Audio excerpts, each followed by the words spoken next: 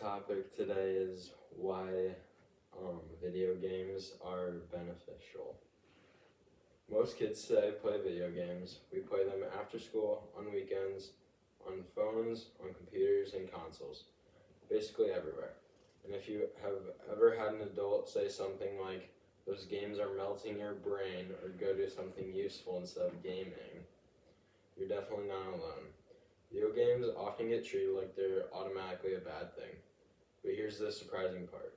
Research shows that video games can actually be a really good thing for your brain and for your life.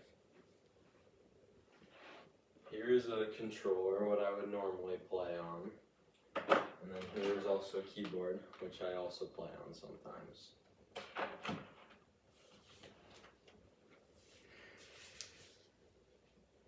The games are fun, exciting, and let you explore new worlds, solve problems, and even compete with friends. They're not just a way to pass time. For a lot of people, they're part of everyday life. But video games often get a bad reputation. Many adults grow up playing simpler games and didn't experience more complex and creative games we have today. So they sometimes assume all games are a waste of time. The truth is today, games are very different. They challenge your brain, teach problem solving, improve focus, and manage emotions. Some games make you think strategically, some make you plan ahead, and others let you create fun things from scratch, like building entire worlds in Minecraft. On top of that, video games are also social. They let you play with friends, communicate, and work as a team, sometimes with people from all over the world. So games aren't just fun, they have real benefits if we use them in the right way. I play video games every once in a while, but I don't want to just say games are good because I like them. So I looked up real studies from psychologists, scientists, and universities that research how gaming affects thinking skills, stress levels, and friendships.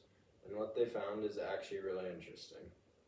Video games aren't just entertainment. When played in a balanced way, they can help you think better, manage your emotions, and even connect with people.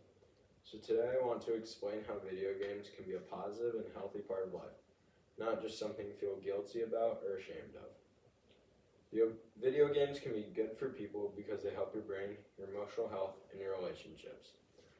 Today I'm going to talk about how it helps your brain, how games help your emotions and friendships, and how to play games in a healthy and balanced way. Video games help your brain. When most people imagine someone playing video games, imagine someone sitting on a couch pushing a bunch of buttons. But gaming actually requires thinking, strategy, focus, and fast decision making. For example, Minecraft makes you design, build, plan, and solve problems. Puzzle and strategy games teach patience and logic. Adventure and story games make you make choices and think about consequences. And action games improve reaction time and awareness. The American Psychological Association reported that video games can improve visual spatial skills, which means understanding where things are in space, noticing details, and mentally organizing the information. These are skills that are used in architecture, engineering, math, science, surgery, art, and even driving. Also, lots of games make you remember patterns, paying attention to timing, and adapt quickly when something changes. These are executive functioning skills, which are the same skills students use in solving math problems, writing essays, or learning new subjects. So while something might say, "You're wasting time gaming," your brain is actually doing a workout. So video games don't just entertain your mind, they strengthen it, but they don't only affect how we think, they also affect how we feel. Video games help emotions and friendships. Life can be stressful: school, expectations, pressure, and just everyday challenges. Video games can give your mind a break. They let you relax, unwind, and shift your attention away from stress for a little while. A lot of games can actually reduce stress. When you're focusing on a game, you're not stuck replaying worries in your head. Your brain is active and engaged itself of stress and overwhelm. Games can also help build confidence, sometimes achieving something in a game, finishing a level, beating a boss, mastering a skill. They can all make you feel capable, and that feeling matters in real life. Then there's the social side of gaming. Online games allow you to play with friends or meet new people from anywhere in the world.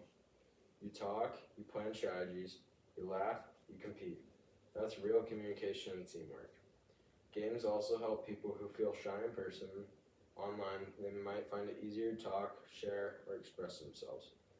A study from Oxford University found that kids who play video games for a reasonable amount of time, not too much, not zero, but somewhere in the middle, were actually happier than kids who didn't play at all. This means gaming in moderation can help your emotional well-being. So gaming helps your brain think better, helps your emotions stay calmer, and helps you build friendships. But just like anything good, it can become unhealthy if it takes over. How to play video games in a healthy way.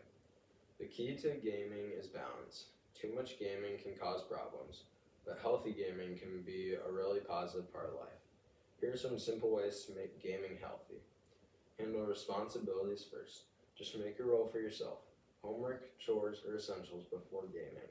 That way gaming becomes a reward, not a distraction. Set time limits. Gaming shouldn't take over your entire day. Even 1 to 2 hours is enough to enjoy it without losing time for other things. Choose your games intentionally. Pick games that challenge your brain or spark creativity, not just ones that frustrate you or waste time. Take breaks. Every hour, stand up, stretch, drink water, look away from the screen. Just reset your brain. Play with others when possible. Gaming is often more fun and more positive when it's social. Notice how the game makes you feel. If a game makes you angry, stressed, or upset, step away. No game is worth ruining your mood. Healthy gaming means gaming adds something to your positive life, and not it replaces something else. As we finish, remember that video games are not automatically good or automatically bad. What matters is how we use them. Today we talked about how video games help your brain become stronger and more creative, how they help your emotions and friendships, and how to keep gaming healthy with good habits and balance. So next time someone says video games are just a waste of time, and you don't have to argue. You can simply understand something they don't. That games can be positive, healthy, and a meaningful part of life. Video games aren't just something we do for fun. They're something that can teach us, improve us, and connect us. So instead of saying video games are bad, maybe we should be saying, how can we use them in a good way?